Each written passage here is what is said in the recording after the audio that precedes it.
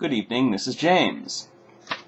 And this is a flyer for the, what do you call it?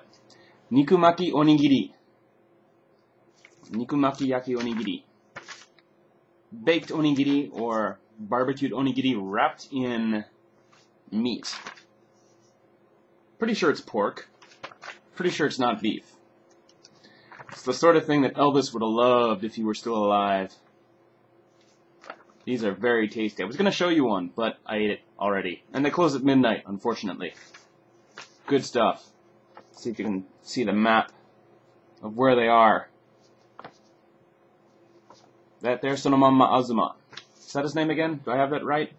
He has a more proper name now that he's a governor of Miyazaki.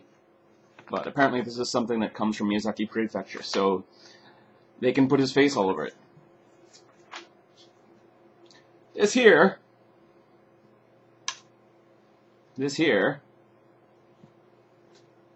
let me give the full, wow, didn't know it was that big. It's as big as my head. This here is a GeForce, or I have that wrong, Nvidia GeForce 8800 GTX. 2 years ago, this was a top-of-the-line video card. 2 years ago, buying this alone would have cost around $600. This came inside of the BTO, built-to-order PC, I got from Dospara. Who are very decent folks, by the way. I'll say that straight out. Because a few days ago, and here I'm going to knock my head to the side, and I'm going to hopefully use this space here. A few days ago, when I turned on my computer, and the Windows starting up thing appeared, looked like this. Not too good, is it? So to see if it was a Windows problem or not, I tried going to the BIOS setup. And the BIOS setup looked like this. Not any better. See? Thanks to this guy.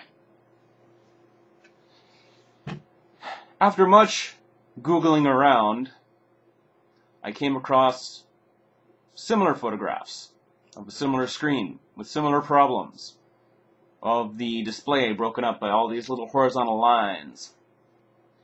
And it was on an Nvidia bulletin board. And the writer was saying that he saw on some other thread or on some other board that it was the result of a problem with solder, or the particular kind of solder that Nvidia used to use a while back. Apparently, the solder they used, or used to use, tends to go bad after a couple years, which is usually around the time the warranty gives out. Thankfully, in my case, I purchased a 3-year warranty, and my card went nuts just short of the 2-year mark, so I was safe all around. And Dospara, the place I bought my PC from, were very decent about it. I said what the problem was. I thought it was this Nvidia solder problem. And by the way, if you Google around in Japanese for Nvidia Handa Mondai, Handa being solder, Mondai being problem, you'll find a lot of articles from around last summer, which is when the whole fiasco became apparent. I mean, I sympathize fully. There's a lot of problems you have no way of knowing if they're going to be problems until, say, a year or two after you put out a product. I mean, there's articles out there saying that solder they were using is old-fashioned and blah, blah, blah. But I have sympathy. I pity them. I mean, maybe that's worse. But, there's some things you just have no way of knowing about until a year or two after you sell something, unfortunately. And Dospara, at least, have been very decent about it.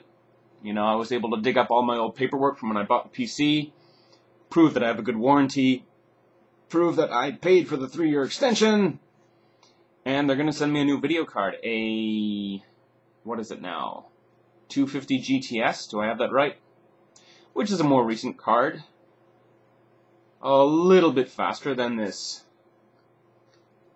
8800 GTX. More recent technology, not nearly as expensive, I suppose, but since technology has progressed, it's a little bit faster. From what I hear nowadays, the new limit? $370 is the new $600 in terms of video cards, what of the current economic downturn. But in any case, Dospara have been very decent about it, because they're going to send me a new card, which I am fully capable of swapping out myself. By the way, the card I'm using right now is a 7600 GS fanless little guy that I borrowed from a friend. Thankfully, I have friends out there who are willing to lend me such things. Because, that's right, the Dospara people, they actually asked me to, swap out. When I wrote to them, I said, I think it's this solder problem, and they asked me to swap it out for a different card, or try with a different monitor, which is reasonable stuff from an engineering troubleshooting standpoint, even though the average user doesn't have a lot of video cards lying around. But I happened to be able to borrow one from a friend, and I was able to do all of the little troubleshooting steps they asked, which I didn't feel were necessary, but it was within their, within their right to ask, because heck, I do tech support stuff like that all the time myself, so can't blame them. But anyways, yeah, they've been decent about it, and they're going to send me a new card. That's not actually a cat back there.